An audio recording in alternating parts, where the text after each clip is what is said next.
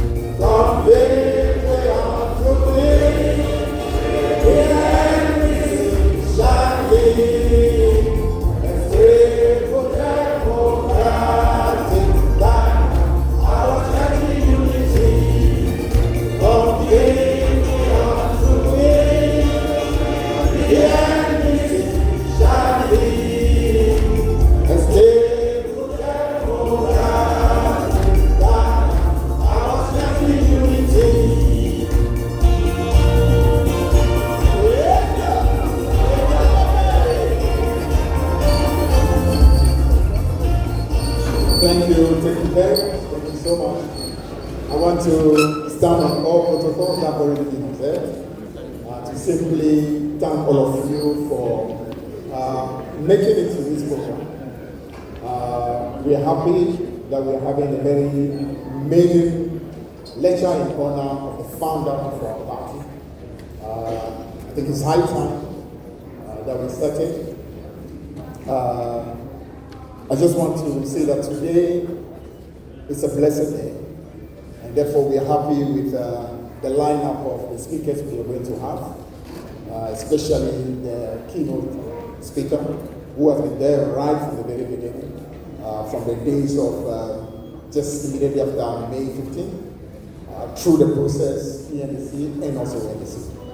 I want to use the opportunity to especially acknowledge all the senior companies who stood in front of our party right from those beginnings.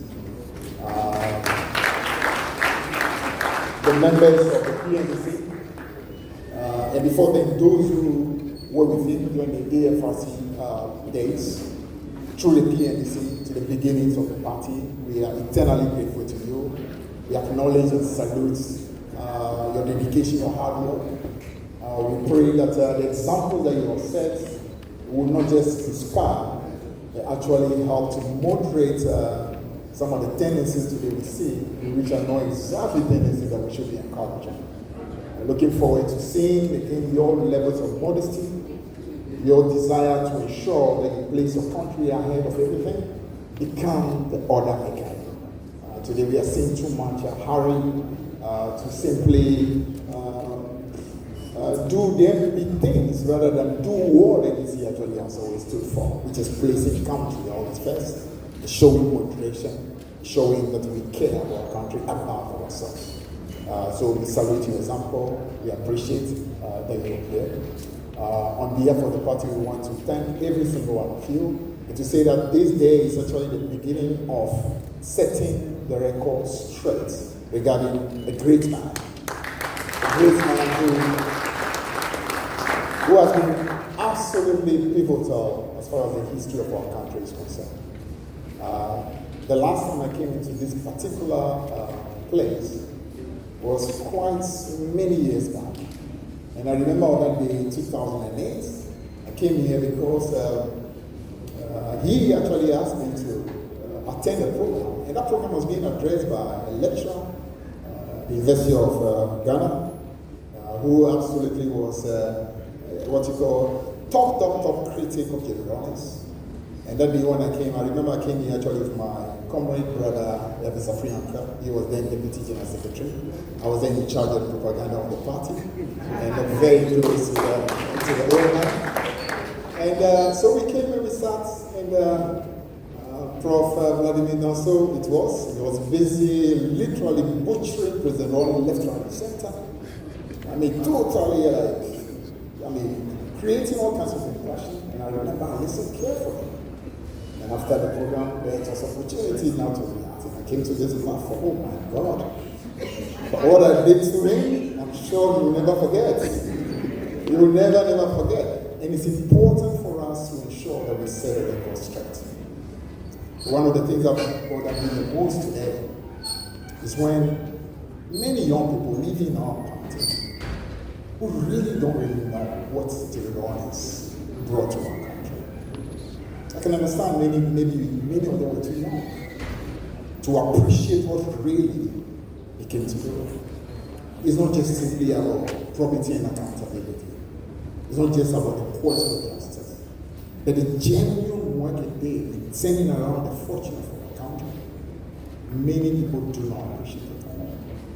I remember as a young person, barely maybe 14, 15, and in 1983, I saw our country men and women loaded in trucks coming from Nigeria across the border in Lomé, and I was an Aflao boy.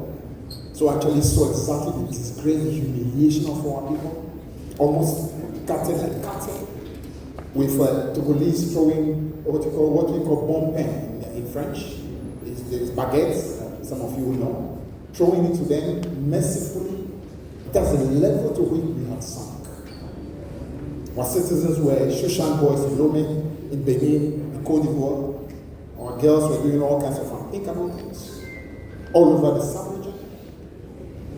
At that time, I was going across the border, even though I was living in Aflao. It was actually a disgrace to call yourself a Ghanaian.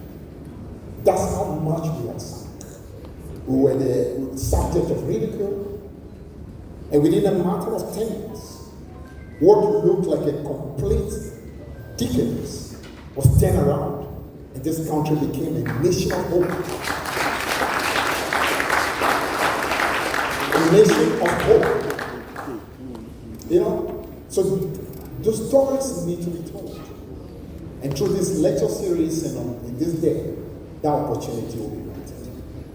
Be granted first and foremost for NDC and our members to appreciate really who Jerry Rawlings is and what truly he's got. Because Jerry Rawlings should actually not just be for NDC. His values, his principles, way bigger than the party. They should transcend NDC, transcend that, affect Africa, and affect humanity. A true child of destiny, it's a privilege and an honor to be able to know him, to serve him, to work with him. And today, be the General Secretary of the party that he founded.